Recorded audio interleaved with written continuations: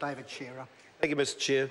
I want to pick up exactly where my colleague Chris Fafoy left off, because he's absolutely right. Just think about what it would be like to live in a home, maybe it's insulated, but without a heater. It doesn't make it any warmer. And that's exactly the point that we are trying to make in the Labor Party and the Greens, effectively everybody except the National Party, in trying to promote and get through a bill which will actually make a real difference. Because if you look at the statistics, Mr Chair, and you look at what this bill could potentially do to children, but is not, what it could potentially do is reduce the number of kids being admitted into hospital by about 6%. And by Otago University's figures, that would be 3,000 children a year. Now, that's a very conservative estimate. There are others who believe it could be, in fact, much more.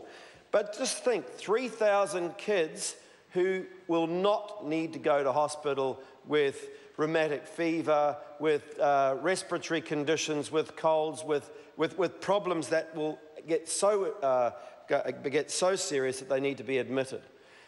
Think of the savings to the taxpayer on our health bill if 3,000 children no longer need to go to hospital. I mean, it is an overwhelming benefit to New Zealand of this bill being done properly. It's an overwhelming benefit because it costs the government effectively nothing. It's a remarkable, I can't think of a policy change that we could look at right now, that we could implement, that would have such dramatic impacts on the very people that we want to help mostly, which is the people who are living in poverty and living in rental accommodation. And just another statistic, if you can keep this in your head, 70% of kids who are in poverty are in rental accommodation. So we're attacking or addressing those children who are living in poverty and in the worst conditions most. Think of another policy that would be able to target and be able to have that dramatic effect as quickly as it has.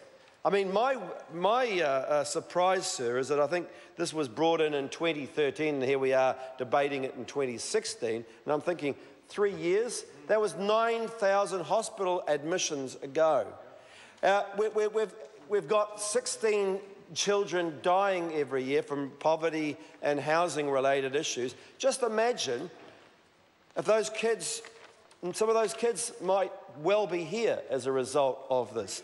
3 years and 3,000 hospital admissions. Think of the cost in dollar terms. Think of the cost in social terms. Think of the cost to those families of having to take their kids to hospitals because of the basic requirement of having a warm, dry house.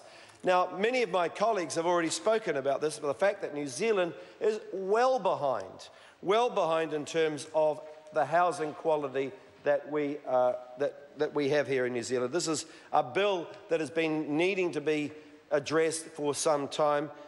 I don't know why it hasn't been addressed more urgently. But here are the three things that we in particular want to be able to see. We want to be able to see that when these houses are brought up to spec, that they're insulated and they're warm and dry, that they're monitored.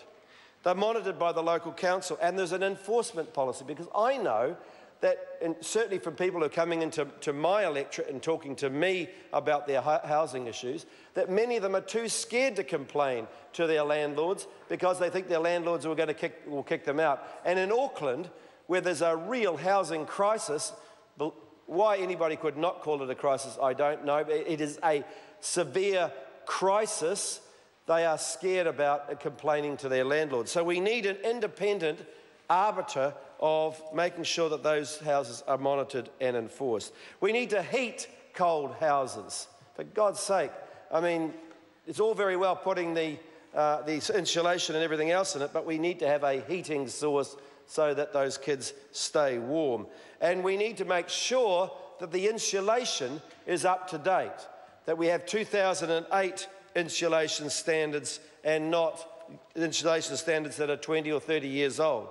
And sir, when I mentioned that at the beginning of my contribution this evening, of being able to save 3,000 kids going into hospital, that's because of 2008 standards. Thank you, sir.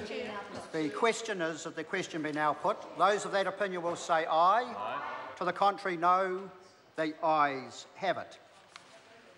Members, we have a number of votes to go through. The first is